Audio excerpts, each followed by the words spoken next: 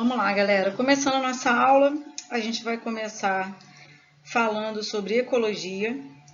Tudo dentro da biologia, a gente tem uma definição inicial, né, do tema. Então, a própria biologia, né, nada mais é do que o estudo da vida, né, bio, vida, logia, estudo. Então, tudo que tem logia significa estudo. Então, no caso da ecologia, significa estudo da casa. Eco significa casa. O que seria esse estudo da casa? Né? Seria um estudo das relações entre os seres vivos e o meio em que a gente vive. Então, essa casa seria o nosso meio ambiente. Tá? Então, esse é o estudo da ecologia. O estudo da ecologia é muito abrangente, né? Existem muitos tópicos diferentes, mas está tudo muito interligado. Nada está solto, nada está perdido aí uma coisa da outra. Tá? A gente tem uma importância muito grande, né? Cada vez mais. Hoje, alguns temas que estão sendo mais trabalhados sobre essa racionalização do desmatamento, né? Isso, toda hora tem alguma coisa na TV sobre isso, e a exploração dos recursos naturais, né? Para a construção de hidrelétricas, termoelétricas, mineradores e tudo mais. Controle da poluição urbana, né? Um problema grave, não só ambiental, mas de saúde pública. E controle do crescimento das populações. E quando a gente fala isso, a gente está falando de população de qualquer grupo de ser vivo, né? Não é só da população humana. Essa aula primeira, ela é uma aula muito conceitual, né? Então, mas são conceitos que vocês vão precisar saber para tudo sempre.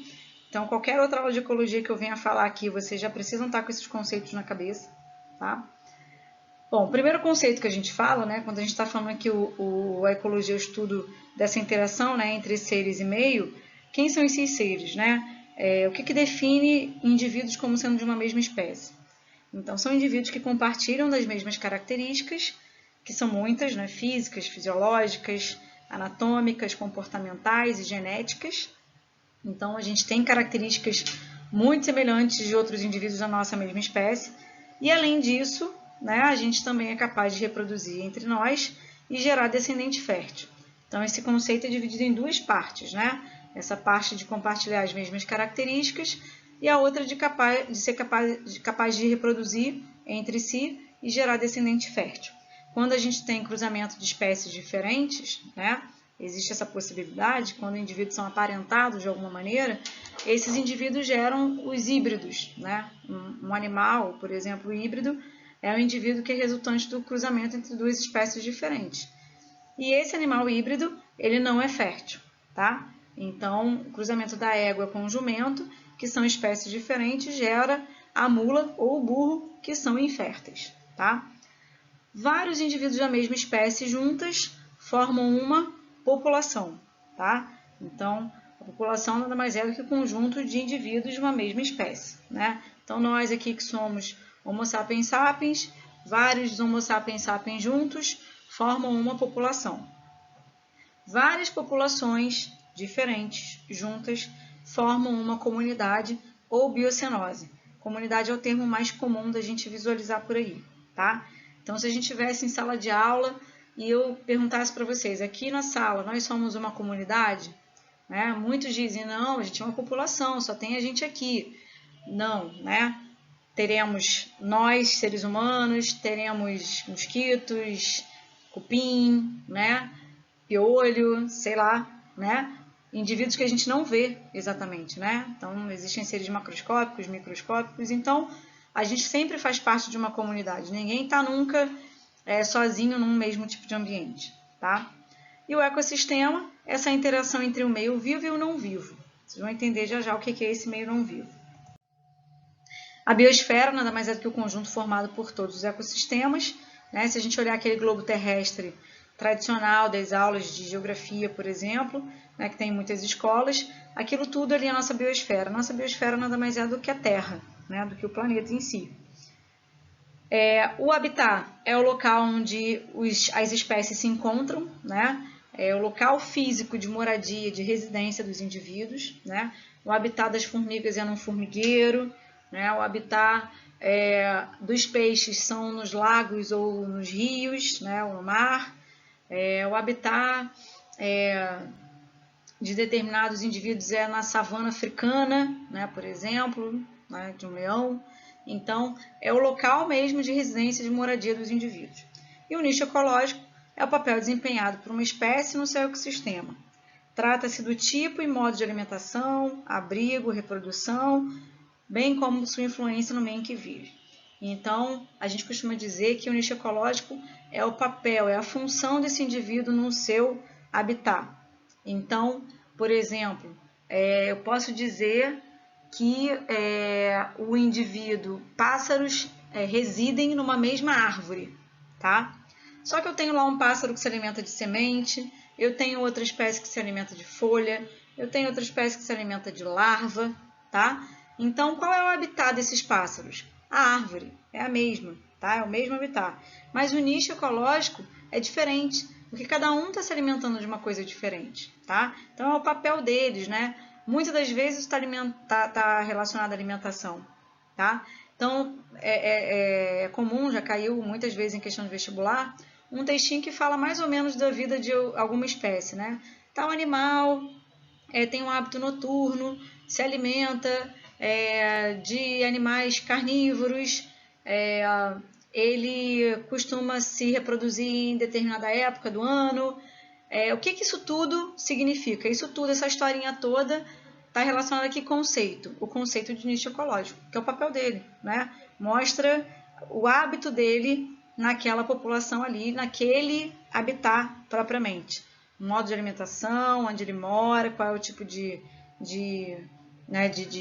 época do ano que ele se reproduz, isso é nicho ecológico. Potencial biótico, né, a própria expressão faz uma referência, né, capacidade máxima de reprodução de uma espécie, né, o que acontece? Os indivíduos têm a sua capacidade de se reproduzir, né, uma espécie ela pode atingir o seu potencial biótico, né, que é isso? Se reproduzindo, tendo facilidade para se reproduzir, né? Agora, esses indivíduos, né, as espécies, elas não vão se reproduzir eternamente, né? Senão não teria mais espaço para ninguém na Terra. Então, mesmo que muitos indivíduos se reproduzam com uma certa facilidade, outros nem tanto, existe um limite, né? Então, o que vem contra esse potencial biótico? É o que a gente chama de resistência do meio. A resistência do meio é o que o ambiente vai oferecer ao crescimento das populações para que ela não cresça absurdamente e não traga algum problema para o meio, tá?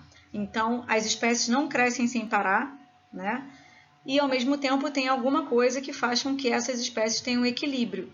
Essa resistência do meio pode ser relacionada a fatores naturais, né? Então, eventos naturais, como, por exemplo, erupções vulcânicas, desmatamento, erosão, incêndio. Óbvio, né, que tem disso natural ou antrópico, né?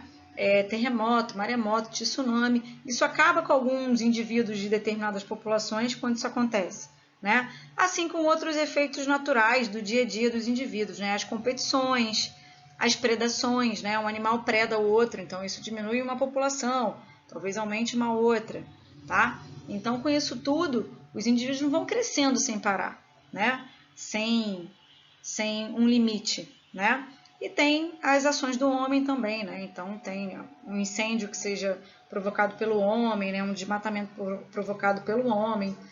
A gente tem também as possibilidades de surgimento de doenças, né? As doenças muitas vezes atingem certos indivíduos, mas não matam toda aquela população, tá? E o princípio de Gauss, Gauss era um ecólogo que dizia que quando duas espécies diferentes habitam o mesmo ambiente, o mesmo lugar, com nichos ecológicos diferentes ou semelhantes, mas principalmente os que têm nichos semelhantes, eles estão sempre em competição, tá? Indivíduos de mesma espécie competem sempre por alimento, por território e por parceiro sexual. Indivíduos de espécies diferentes competem por alimento e por território, não por parceiro sexual, porque são de espécies diferentes. Então, Gauss dizia que todos os indivíduos, de mesma espécie ou não, quando estão juntos, né, eles estão sempre em competição. E isso é claro, tá? E a gente também chama esse princípio de princípio da exclusão competitiva. Como assim? Os indivíduos podem competir a um ponto de que eles consigam se manter vivendo no mesmo ambiente, um em maior quantidade do que o outro, ou uma espécie pode ser superior à outra e ela pode levar a outra espécie a uma exclusão, tá? pela competição. Os biomas, né, também é um outro conceito, a gente vai ter aula só de bioma. É uma região biogeográfica, vocês aprendem isso na biologia e na geografia, que tem características próprias, né, de vegetação, clima, fauna, flora, cada um com a sua característica, e que tem capacidade de autossustentação. Cada bioma é autossustentável. Ele se sustenta, ele não sustenta nenhum outro bioma, tá? Então, definido pelo IBGE, pelo Ministério do Meio Ambiente, a gente tem esses 6 biomas no Brasil, que são Mata Atlântica, Amazônia, Caatinga, Cerrado, Pantanal e Pampas. Qualquer outro nome que vocês ouçam falar não é bioma, é um ecossistema dentro de algum desses biomas. Por exemplo, praias arenosas, costões rochosos, mangues, né, manguezal, tudo isso, restinga, são ecossistemas dentro da Mata Atlântica, tá?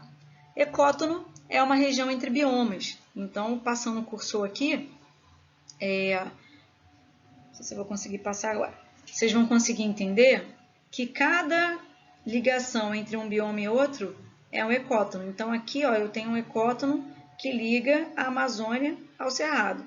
Aqui eu tenho um ecótono que liga o Cerrado à Caatinga. Tá? Aqui eu tenho um ecótono que liga os Pampas à Mata Atlântica. Tá? O que caracteriza um ecótono? É uma região que tem uma alta biodiversidade. Por quê? Porque ele abriga ali indivíduos que circulam nos 2 biomas diferentes.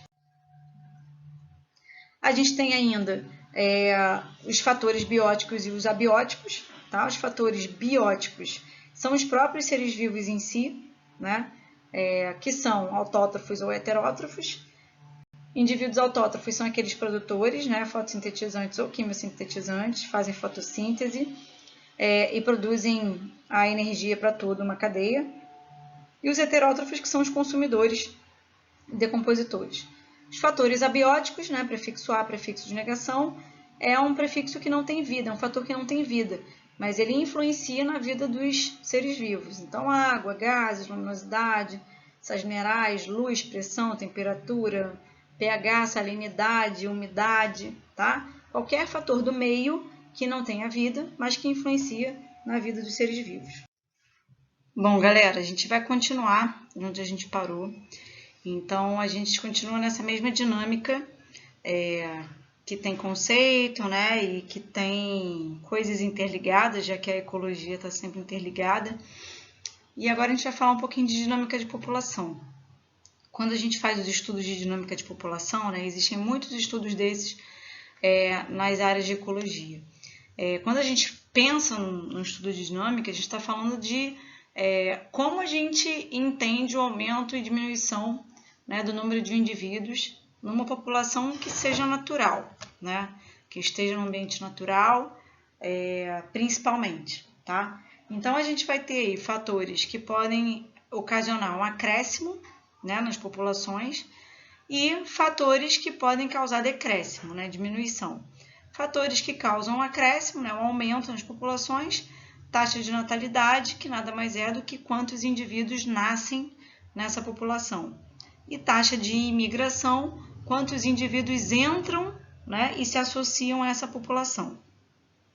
Fatores que causam decréscimo, né, diminuição, né, do número de indivíduos, taxa de mortalidade, quantos indivíduos morrem nessa população, e taxa de emigração, quantos indivíduos saem daquela população e migram para outras populações. Então, cuidado para não confundirem imigração com emigração.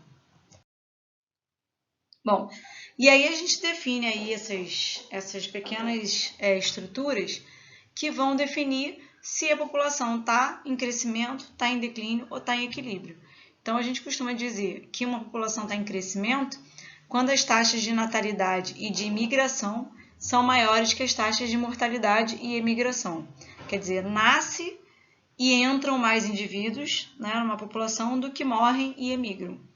Uma população está em declínio quando as taxas de natalidade e imigração são menores que as taxas de mortalidade e imigração.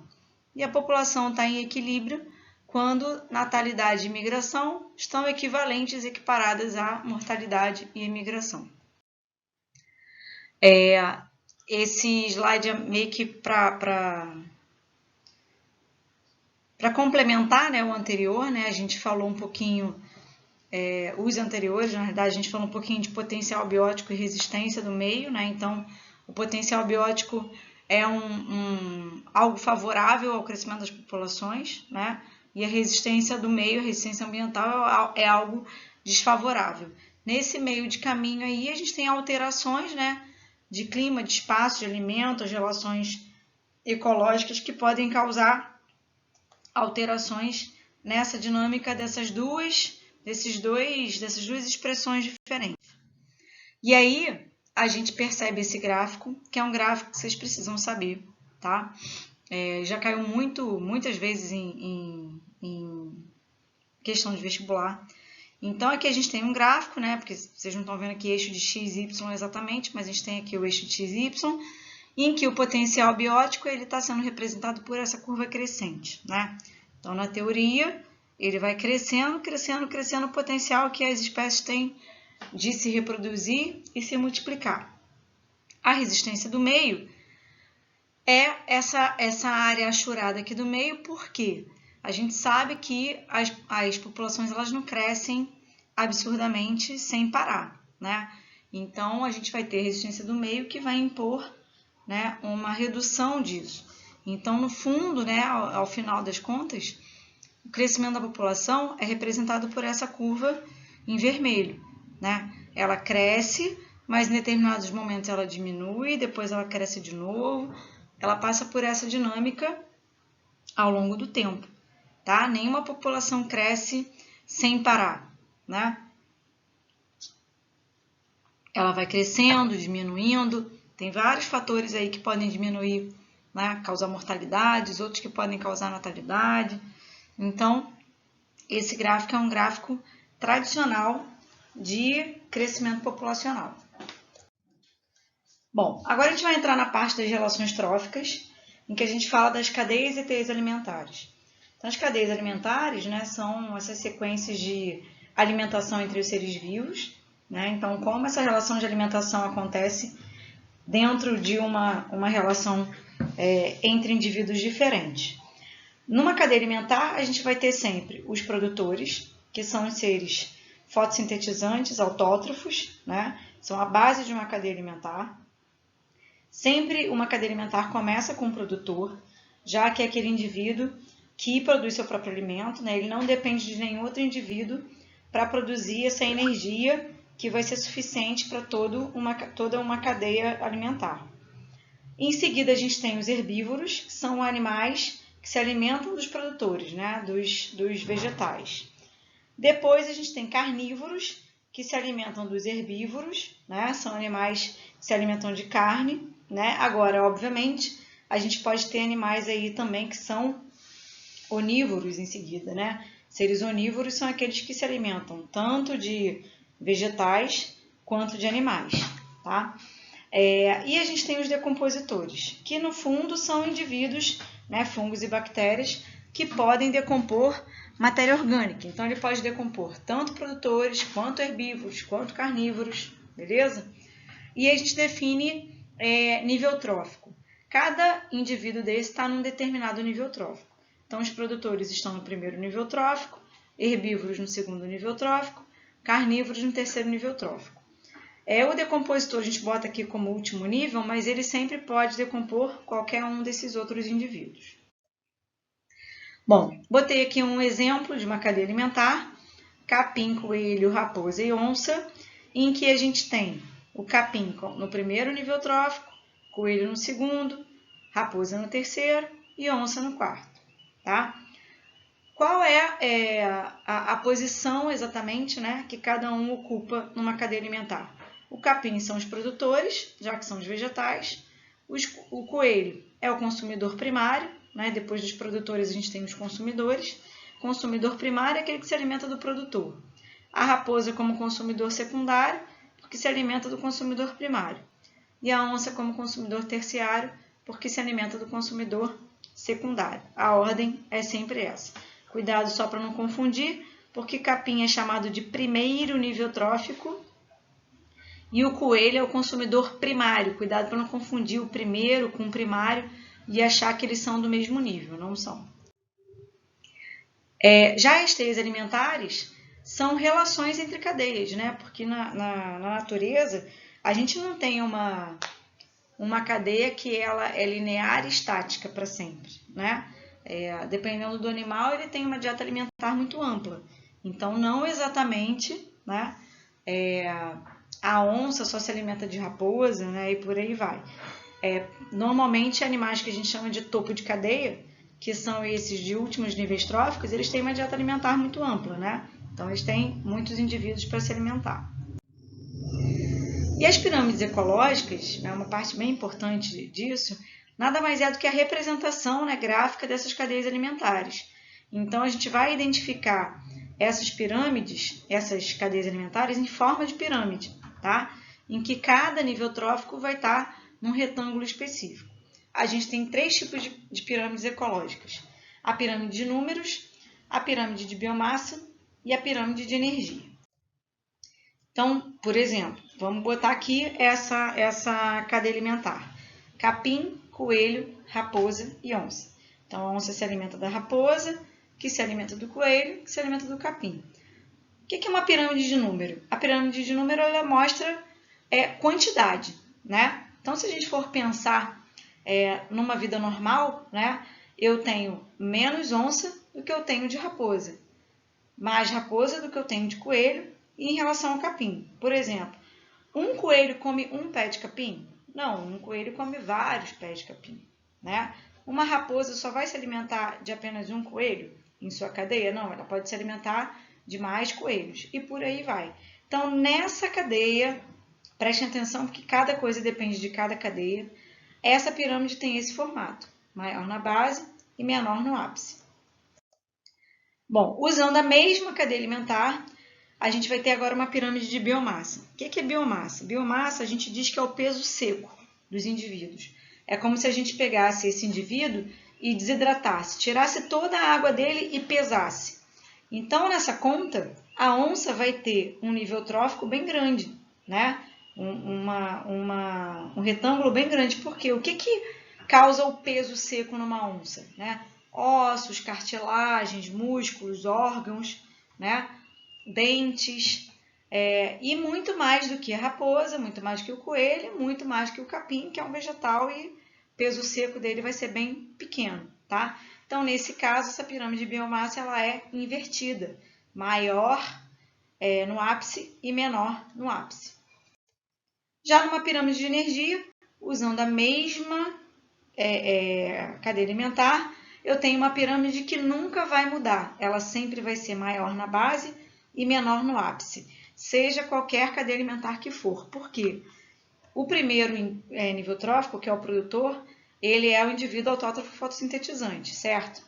Então, ele produz seu próprio alimento, ele faz fotossíntese e ele consegue toda a energia suficiente para uma cadeia alimentar existir.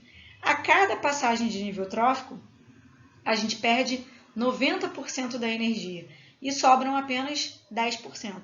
Então, a cada passagem, você vai ter uma redução dessa energia, tá? Vocês podem pensar assim, então como que o indivíduo que está lá no topo dessa cadeia consegue ter energia suficiente? Se alimentando. Por isso que a onça precisa se alimentar muito, a raposa também, né? Quanto maior o nível trófico, mais ela precisa de alimentação. Então, uma pirâmide de energia ela vai manter sempre esse padrão, maior na base e menor no ápice. Mudando de cadeia alimentar, coloquei aqui árvore, pulgões e bactérias. Pulgões são uns ectoparasitos, parecem uns carrapatos, e bactérias. Numa pirâmide de número, eu vou ter mais bactérias do que pulgões e mais pulgões do que árvore, né? Eu posso ter uma árvore, é número, né? Uma árvore. Quantos pulgões podem parasitar uma árvore? Muitos. Quantas bactérias parasitam pulgões? Centenas, milhares, né? Uma dica, toda vez que a gente tiver parasitos, né, micro-organismos, sempre é um nível trófico que tem uma quantidade muito grande, tá? Quantidade de biomassa, né? Pirâmide de biomassa. Vou ter uma biomassa maior na base e menor no ápice. O que é o peso seco, né? Uma árvore, olha a estrutura de uma árvore, mesmo que seja uma, olha quanto ela vai pesar, né? Mesmo desidratando ela, em comparação com pulgões e bactérias. Por isso, ela é maior na base e menor no ápice. pirâmide de energia, nada se altera. A pirâmide de energia é sempre na mesma sequência. Maior na base, menor no ápice, nada muda. Tá? Uma outra cadeia alimentar, árvore, lagartas e aves. Olha como a pirâmide de número ela pode ser versátil. Né? Eu tenho aqui uma base de árvore, eu tenho mais lagartas numa árvore do que eu tenho de quantidade de árvore, óbvio, né? Uma mesma árvore pode ter muitas lagartas sobre ela, e eu tenho algumas aves, mas menos quantidade do que lagartas. Mas pensem que o último nível trófico, o pequeno, e o menor, né, o primeiro, elas têm um nível muito parecido, tá? Então, na verdade, tudo depende de que cadeia alimentar a gente está falando, tá? Então, nesse caso, uma pirâmide de número ela tem esse formato, ela pode ser totalmente diferente em termos de tamanho, de nível trófico, no início, na base, no meio, no topo da cadeia, tanto faz. Pirâmide de biomassa, apesar de ave, né, ter ossos, né, mesmo pneumáticos, né, que não pesam tanto, né, a biomassa vai ser menor do que a árvore, porque a gente está pegando uma árvore, né, normalmente uma árvore de grande porte, em que a gente tem lagartas que podem parasitar ela e aves, tá?